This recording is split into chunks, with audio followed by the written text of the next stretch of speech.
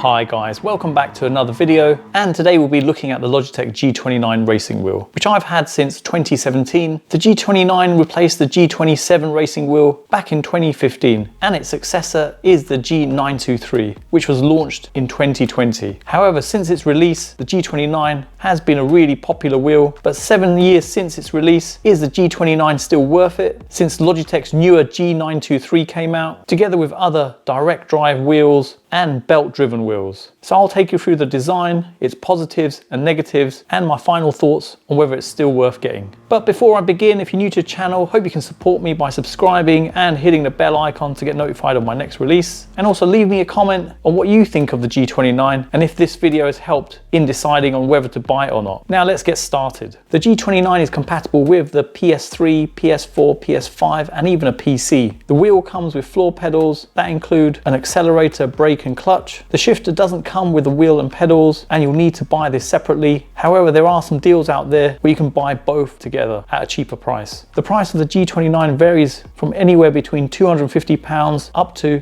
£330, which is on the Logitech G website. Although the prices on the Logitech G US site is a lot cheaper at $250. When I bought mine in 2017, they were selling the wheel at a discounted price for £150, and that price included the shifter as well. The price used to drop to that point around Black Friday and Christmas, but since the pandemic, I found the price hardly drops anywhere near this. The wheel has a hand-stitched leather cover around the wheel, an LED indicator positioned just above the center of the wheel, indicating exactly when to up or down shift. It has a blue center stripe on the wheel, giving a visual indication where the wheel is in your peripheral vision. On the wheel, you have 14 buttons, which consists of the D-pad, PlayStation start and control buttons, which are set up just like the PS4 controller, a 24-point selection dial, and plus and minus buttons to further adjust and tune your driving preferences. The wheel looks and feels good and isn't too heavy when gaming. It has a plastic casing and plastic clamps or glass-filled nylon to help with mounting on a table or on a sim frame. Plus it has holes at the bottom to help with keeping the wheel secure when mounting on a sim frame. The paddle shifts at the back of the wheel are stainless steel and have a clicky sound which feels and looks really good. And the wheel shaft has solid steel ball bearings. The wheel features a 900-degree lock-to-lock rotation, which means you can turn the wheel 2.5 times. It has dual motor force feedback, which is driven by gears and plastic cogs. The force feedback the wheel gives is about 2.1 Newton meters of torque, which is pretty good, but there are stronger options out there from Thrustmaster and Fanatec. The pedals are made from stainless steel and consist of an accelerator, brake and clutch, and they're mounted on a plastic baseboard, which doesn't look too bad. The back base has carpet grippers to help grip the carpet and rubber pads to stop it from slipping on a wooden floor. But to be honest, you'll need something to stop it moving, especially on a wood or tiled floor when pressing down hard on the brake. But if you're mounting on a sim frame or cockpit, it's perfect.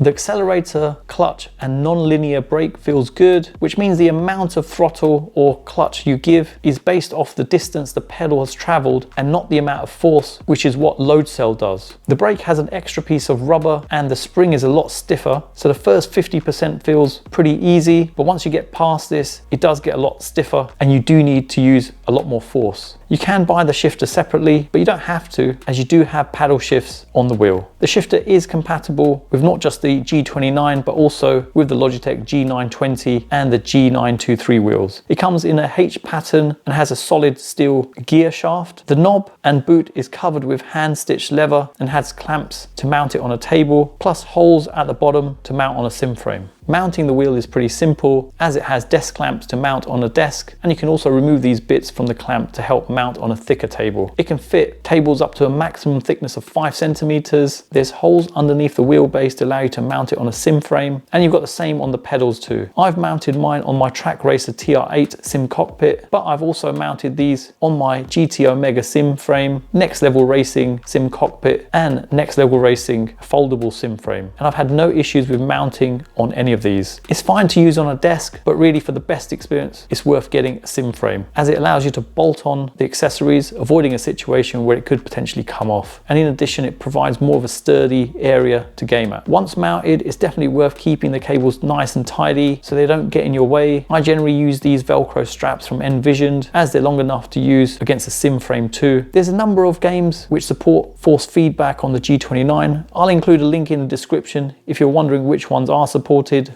Gaming on the wheel gives a really good experience when racing. You can feel the force feedback coming from the wheel when you're going around corners or bumping into the curb. For a starter wheel, I think it's perfect. Now, it's compatible with the PS3, PS4, PS5, together with allowing you to use it on a PC. But when you use it on a PC, you have to remember to install the Logitech G Hub software. This allows you to adjust some of the settings. For example, you can change the turning circle to reduce it from 900 degrees to a lower value, or even combine pedals and assign keys. Now, with the G29, you wouldn't be able to play some of the exclusive titles which aren't available on the PlayStation, like Forza for example. But the advantage here is that you can purchase Forza for a PC, allowing you to play it on there, so you can get the best of both worlds with this wheel. The racing experience on both the consoles and PC are equally good. The paddle shifts have a great feel when gaming, depending upon the game you're playing. It can be used in conjunction with the clutch. Alternatively, as I've already mentioned, you can get the shifter as well, which does work well, but is nothing amazing, as it has more of a cheap plastic feel to it. Using the shifter with the clutch, you don't get any biting point sensation as you would in a real car. So in that respect, it lacks realism. The pedals generally have a good feel to them and adds to the realism of the whole racing experience.